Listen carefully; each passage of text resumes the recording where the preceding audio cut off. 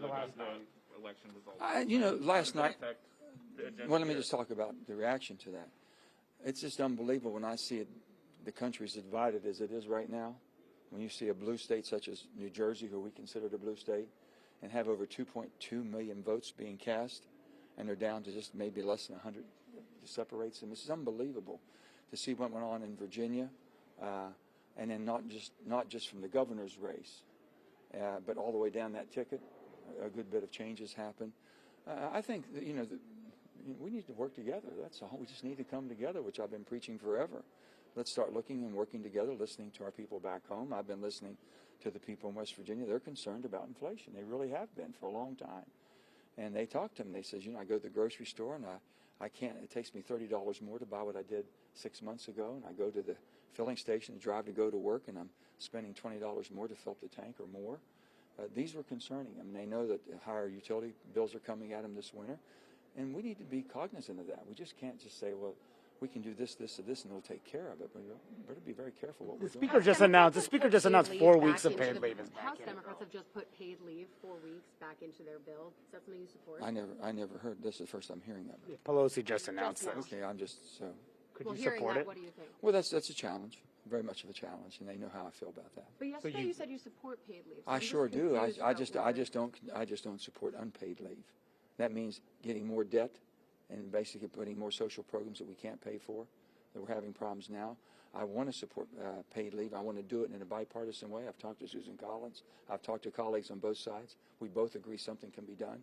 Let's do that in a proper. We're trying to force it through reconciliation, which has guardrails and rules and regulations. Let's do it and do it right, and not do it in this. Do you think that sets back the effort? Does that set back the effort? I have no idea what's coming from the House. And I've told them the House needs to really, truly pass the infrastructure bill. That's something that's proven. The people know what's in it. The states have been advised of what they're going to get done. And in my state, I just gave a speech. $6 billion comes to the state of West Virginia, fixes my roads and bridges, and fixes internet services, water and sewer, airports, all these things. That's what they really want. And on the other stuff that's coming from the House, they're going to do what the House does, and we expect that, and we'll start working it deliberately through the Senate. Senator Manchin, do you think that workers should be paying into a paid leave program? Absolutely. I think it should be participation. I always felt that. I think that basically employer and employees should participate. We have states around this country doing it now, and we have countries around the world doing it. And it seems to work very well and does not put a burden on anybody, but a person knows what they have and what they can use and how they can use it when they want it. Just based on what you saw last night, do you think voters were sending the message that your party should pare back on the very progressive policies that they're pushing right now? Manu, I'm not going to speak on the message that was sent. I just think that the message that was really sent, if we're going to do something, let's take time and do it right. Let's make sure that people know what's in it. And I've said that before. Sometimes and it's not intentionally the game's being played. It's the way the system is very convoluted. People need to know that. What we're getting for it, what you're going to expect, how much you're going to pay for it, and go on and on and on. But, we're talking about revamping the whole entire tax code. That's mammoth, totally. We've had no hearings, no open hearings. You haven't been able to sit and listen to a hearing. None of us have.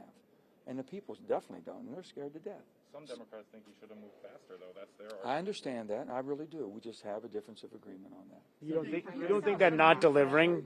So is your position that paid leave, there's no place for it in the reconciliation? I just think it's the wrong place to put it because it's a social expansion. And right now, I've said very clearly that social expansion, especially on any of these, when you have deficits you're looking at, insolvency, such as in Medicare and Social Security, and those are lifelines to people in most rural states, but definitely in West Virginia, that's their lifeline. And now we're talking about expanding something we can't even pay for now.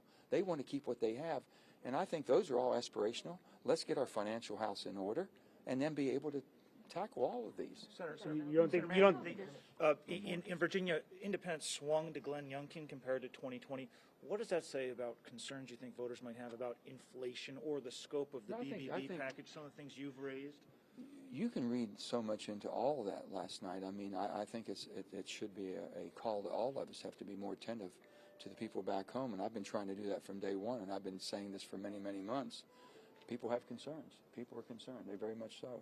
And for us to go down a path that that we've been going, and they were trying to accelerate it, and it has been slowed down. I think that we need to take our time and do it right. So you can read anything you want out of it. The bottom line is we have a divided country. What do you read out of We have a divided country that needs to be united, and you can't unite it by just doing about one-party system. Do you think do you think the White House has been listening to that message? I hope so. Thanks, Senator.